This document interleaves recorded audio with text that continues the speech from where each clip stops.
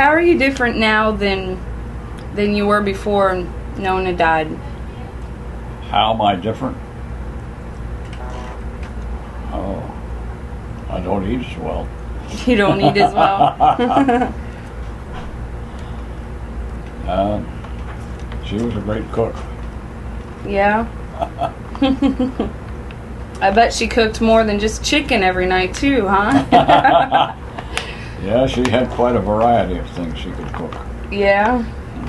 All I would cook was chicken. He started to get sick of it, I think. How do you think she would have wanted to be remembered? I don't know. She was very friendly. You know, she was had that seat in the library there, and people would come in and out. She would speak to everybody, Yeah. particularly the kids. I remember that. They didn't want to be bothered, but she spoke to all of them. Yeah, she would talk to everyone. She'd talk to strangers wherever we would go. She'd talk, especially when she saw a child. Yeah. Yeah. Yeah, we had one kid came in there, had blonde hair. I think he dyed it green. She said, "I like your hair." I think one of the Gallagher kids, I think he almost passed out. He couldn't believe it. That's cute. All right. Was there anything that you and Nona disagreed about? Oh, I'm sure there were, but we never carried it on to any degree. I mean, I don't know if there was anything we really disagreed about. She wasn't a disagreeable person.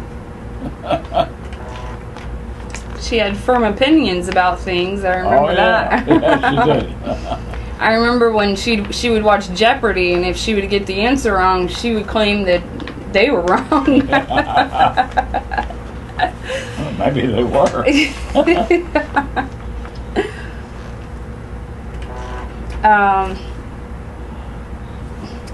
Well, I think those are all the things that I got on here.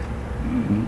But I know you've told this story a lot before, but can you tell the story about my dad and the Ducks and me and the Beatles? Oh, okay.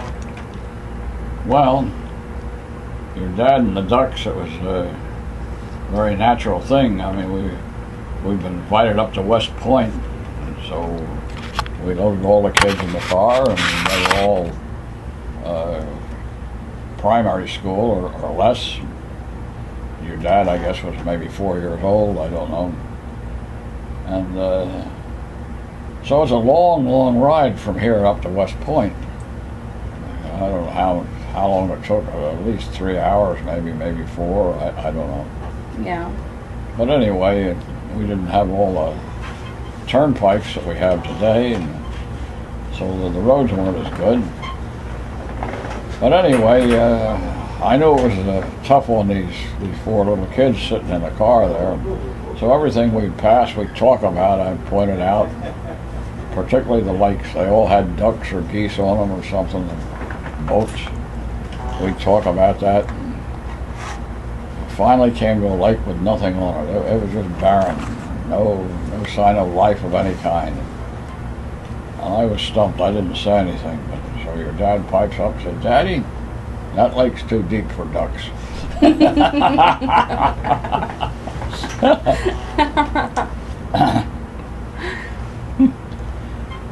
then, what was the other one you were? The Beatles. Yeah, Box elder bugs. Box elder bugs, yeah. Well, you know, when you moved out there to Iowa, you had quite an adventure. Maybe you didn't realize it, but your dad must have, and your mother, because he'd been calling up for 6 months, talking to these real estate people, telling them what he needed. He gets out there, and there's a blizzard going on. And he goes into the real estate office and says, "Sorry, we don't have anything." So here he was with 4 kids and his wife. So he picked up a newspaper and looked over one ads, and he saw there was a place for rent somewhere. This is in Dubuque, Iowa, right? Yeah, so Dubuque, yeah. So he called the guy, and the guy wasn't too keen on renting it for some reason. I don't know. Maybe heard about the 4 kids. But anyway, the guy finally came out, and Rich persuaded him to come out, and they went out and looked at it.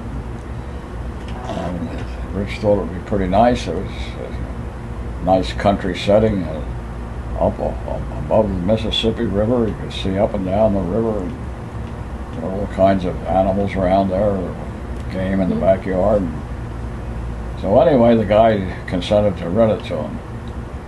And of course, nobody realized there was a box elder tree there. And if they did realize it, they didn't realize that they become infested with these box elder bugs. But anyway, I guess it must have been the spring came around, and all these box elder bugs came out of the woodwork, and they were all over the house. They were everywhere. Of course, I didn't see them, but I've heard about them. And of course, you were a little kid. You didn't know what box elder bugs were either, but they thought they were rather cute. You picked them up and gave them names and put them in matchboxes or something or other. I don't know where you put them. You could put them in a jewelry box. In a jewelry box. So anyway, it came time for your bath, and your mother was doing something else, and she said something to Rich about, well, time for her bath, but I got to get this done. And Rich said, well, go ahead, you do it. I'll give her the bath. That's no problem. So he got you in the bathroom and got you all ready, and ready to get in the tub, and he found you had something in your hand. It turned out to be a box elder bug. So he looked at it and he said, you know, if you take him in the tub with you, he's going to get soap in his eyes. So why don't you put him in the toilet and let him swim around there for a little bit while you're taking your bath? So, you consented to put him in the toilet. So Rich continued with getting you cleaned up. Your mother came in and she spotted this bug in the toilet. She flushed it right away. And you said, you drowned Roger! Oh, gee. Oh, gee. Oh, that's a pretty serious crime, drowning Roger.